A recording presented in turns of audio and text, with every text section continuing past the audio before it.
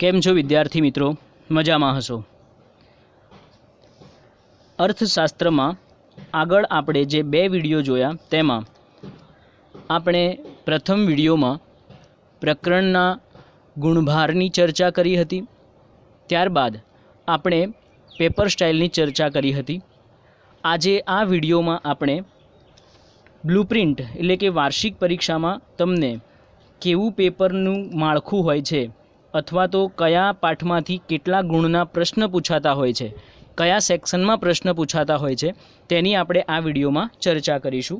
સૌ પ્રથમ આપણે જોઈશું સેક્શન. જાણીએ જ છે કે આપણને અર્થશાસ્ત્રમાં પ્રકરણ 1, 2 થી કુલ 11 પ્રકરણ આપણને પૂછાતા હોય છે. એટલે અહીંયા જે હું લખું છું એ પ્રકરણના ક્રમ છે અને એ પ્રકરણમાં કયા સેક્શનમાંથી કેટલા પ્રશ્ન પૂછાય છે તેની આપણે ચર્ચા કરીશું. સેક્શન જોઈએ તો સેક્શન એ, શાંતિથી સમજજો મિત્રો. સેક્શન એમાં પહેલા પ્રકરણમાંથી એક પ્રશ્ન, બીજા પ્રકરણમાંથી પણ એક પ્રશ્ન, ત્રીજા પ્રકરણમાંથી કોઈ પ્રશ્ન પૂછાતો નથી, ચોથા પ્રકરણમાંથી પણ એક પ્રશ્ન, પાંચમા પ્રકરણમાંથી 2, છઠ્ઠામાંથી નથી પૂછાતો, સાતમા પ્રકરણમાંથી એક પ્રશ્ન, આઠમામાંથી નથી પૂછાતો, 9 અને 10મા પ્રકરણમાંથી 2 પ્રશ્ન અને 11મા પ્રકરણમાંથી એ સેક્શનમાં કોઈ પ્રશ્ન પૂછાતો નથી. આમ સેક્શન એમાં તમારે કુલ 10 પ્રશ્નો હોય છે. 2, 4, 5, 2, 7, 8, 9 અને 10. ત્યારબાદ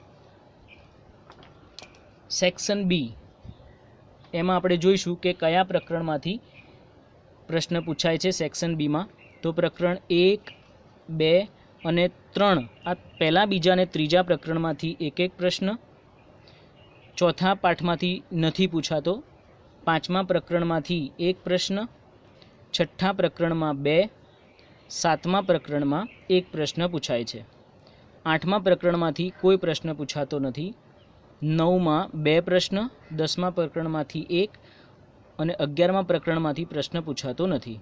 આમ સેક્શન બીમાં કુલ 10 પ્રશ્ન પૂછાય છે. 3, 4, 2, 6, 7, 8, 9 અને 10.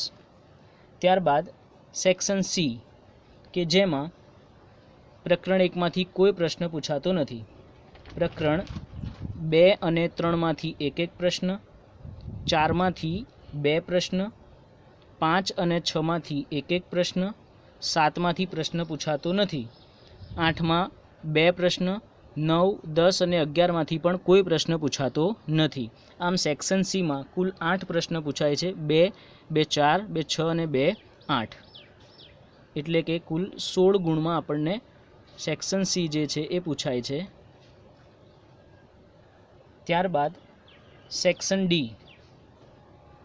સેક્શન ડીમાં 1 અને 2 પ્રકરણમાંથી એક પ્રશ્ન, ત્રીજામાંથી પ્રશ્ન પૂછાતો નથી, 4, 5 અને છઠ્ઠા પ્રકરણમાંથી એક પ્રશ્ન, 7માંથી પૂછાતો નથી, 8 અને 9માંથી એક પ્રશ્ન, 10માંથી નથી પૂછાતો અને 11માં એક પ્રશ્ન. આમ સેક્શન ડી જે છે એમાં પણ 8 પ્રશ્ન પૂછાય છે. એક પ્રશ્ન 3 માર્ક્સનો, એટલે 8 તરી 24. 1, 2, 3, 4, 5, 6, 7 અને 8. સેક્શન ઈની વાત કરીએ તો આગળ પણ મેં ચર્ચા કરી છે કે સેક્શન ઈમાં પ્રકરણ 3, પ્રકરણ 7,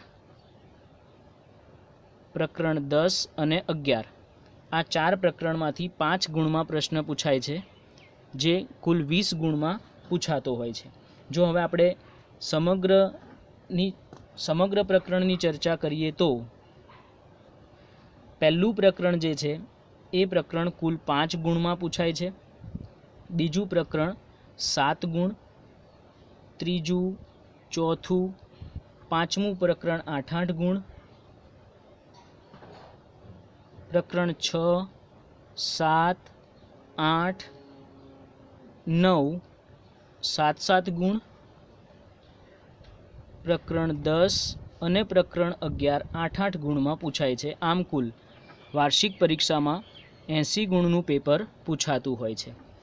હું અહીંયા જે પ્રકરણ ઉપર રાઉન્ડ કરું છું એનો મતલબ કે એ પ્રકરણમાંથી આપણને 5 ગુણમાં પ્રશ્ન પૂછાતો હોય છે. જો તમને હજુ પણ આ બ્લુ પ્રિન્ટમાં સમજ ના પડી હોય તો જ્યારે આપણે રેગ્યુલર લેક્ચરની શરૂઆત કરીએ ત્યારે મને એના પ્રશ્ન પૂછી લેવાના, ત્યારે હું વિગતે એની તમને સમજાવીશ કે જેથી તમે સરળતાથી સમજી શકો. આ બ્લુ પ્રિન્ટ છે. વાર્ષિક પરીક્ષામાં આ પ્રમાણે તમને કયા પાઠમાંથી કયા સેક્શનમાં પ્રશ્ન પૂછાય છે તેની આપણે અહીંયા ચર્ચા કરી. આ વિડીયો આપણે અહીં પૂર્ણ કરીએ છીએ.